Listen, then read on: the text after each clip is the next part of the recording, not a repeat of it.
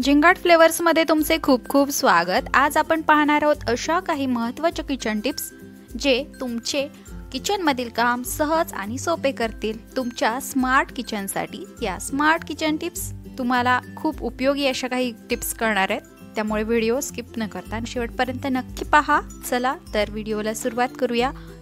Tip number 1, आले स्वच्छ करून फ्रीजरमध्ये ठेवल्यास अधिक काळ टिकते, तसेच सहज चिरता व किसता येते। टिप नंबर 2, अंडे उकडवण्यापूर्वी पिनेने त्याच्या कवचावर अगदी लहानसे होल करा। उकडल्यानंतर अंड्याचे कवच अगदी सहज काढता येईल। काही वेळा अंड्याचे कवच सहजासहजी निघत नाही, अशा वेळी ही टिप तुम्हाला नक्की युजफुल ठरेल। टिप नंबर 3, ऑमलेट बनवताना मिश्रणात थोडे दूध घालून फेटा, म्हणजे ऑमलेट सॉफ्ट आणि स्वादिष्ट होईल। टिप नंबर 4, आमरस किंवा आंब्याचे कोणतेही पदार्थ धातूच्या भांड्यात साठवून ठेवू नका, त्याचा रंग बदलण्याची शक्यता असते। टिप नंबर 5, आले, लसूण, मिरचीची पेस्ट अधिक काळ टिकून राहावी यासाठी त्यात मिठासोबतच 1 चमचा गरम तेल घालून चांगले एकत्र करा। पेस्ट स्वादिष्ट होते, त्याचबरोबर जास्त काळही टिकते। टिप नंबर 6, बदामाची साले सहज निघावीत यासाठी 15 ते 20 मिनिटे गरम पाण्यात भिजवून ठेवा। टिप नंबर 7, कांदे आणि बटाटे एकत्र ठेवल्यास बटाटे लवकर खराब होतात। टिप नंबर 8, लोणची टिकण्यासाठी काही उपाय। लोणच्याचं नाव घेतल्याबरोबर आपल्या तोंडाला पाणी सुटते। लिंबाचे लोणचे, कैरीचे लोणचे आणि अजूनही लोणच्याचे प्रकार बरेच आहेत, पण काही जणांची ही तक्रार असते की त्यांचे लोणचे वर्षभर टिकत नाही। लोणचे टिकवण्यासाठी काही उपाय आहेत, ते नक्की बघा। सर्वप्रथम लिंबू किंवा कैरी स्वच्छ धुवून स्वच्छ कापडाने पुसून घ्या।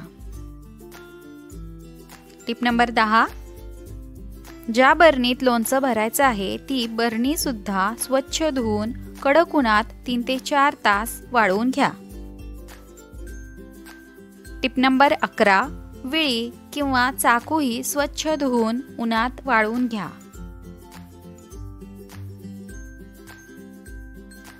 टिप नंबर 12, लिंबू किंवा कैरी चिरून एका कोरड्या पातेल्यात इतर सामग्रीसह मिसळून घ्या। मिश्रण चांगले हलवून घ्या। कैरीचे लोणचे असल्यास त्यात गरम करून थंड झालेले तेल घाला। टिप नंबर 13, नेहमी लोणच्यावर कमीत कमी 4 इंच तेल हवे व लोणचे 2 ते 3 दिवसाआड हलवत राहिले पाहिजे, तरच बुरशी लागणार नाही।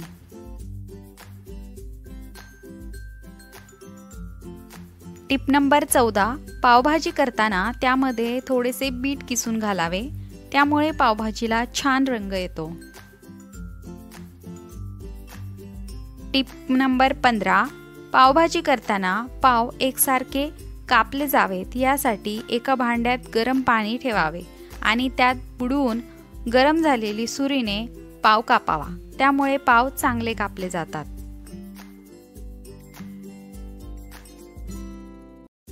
टिप नंबर 16, फरसबी, मटारचे दाणे, ढोबळी मिरची इत्यादी भाज्या शिजवताना आधी हळद, मीठ घातलेल्या पाण्यात भाज्या शिजवाव्यात, त्यामुळे रंग हिरवागार राहतो। टिप नंबर 17, आळूच्या वड्या करताना पाने स्वच्छ पुसून थोडेसे तेल लावावे आणि वरून पीठ पसरावे, त्यामुळे वड्या चुरचुरीत होतात। टिप नंबर 18, लाल भोपळा, कलिंगड, खरबूज यांच्या बिया कडक उन्हात वाळवाव्यात, नंतर सोलून साठवून ठेवाव्यात।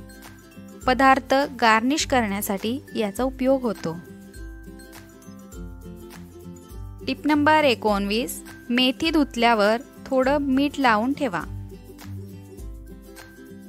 टिप नंबर 20, तांदूळ शिजवताना लिंबाचा रस घाला, भात पांढरा शुभ्र होतो। टिप नंबर 21, पुलाव करताना संत्र्याच्या सालीचे चूर्ण घालावा, त्यामुळे पुलावला सुगंध प्राप्त होतो। टिप नंबर 22, सॅलड बनवण्याआधी भाज्या आणि फळे फ्रीजमध्ये ठेवा. मनासारख्या आकारात कापता येईल. टिप नंबर 23, रस्सा दाट आणि स्वादिष्ट होण्यासाठी दाण्यांचे कूट, नारळाचा चव मिक्सरला करून रश्श्यात घालावा. टिप नंबर 24, कुठलीही भाजी कमी पाण्यात शिजवावी, चविष्ट होते. टिप नंबर 25, भांड्याला कांद्याचा वास लागला असेल तर थोडा वेळ मिठाच्या पाण्यात घालून ठेवावे. त्याचा वास पटकन निघून जाण्यास मदत होते. तर या व्हिडिओमध्ये आपण अशा काही टिप्स बघितल्या, त्यामुळे तुमचे किचनमधील काम सोपे होईल आणि झटपट होईल. त्याचसोबत पदार्थांची चवही वाढेल.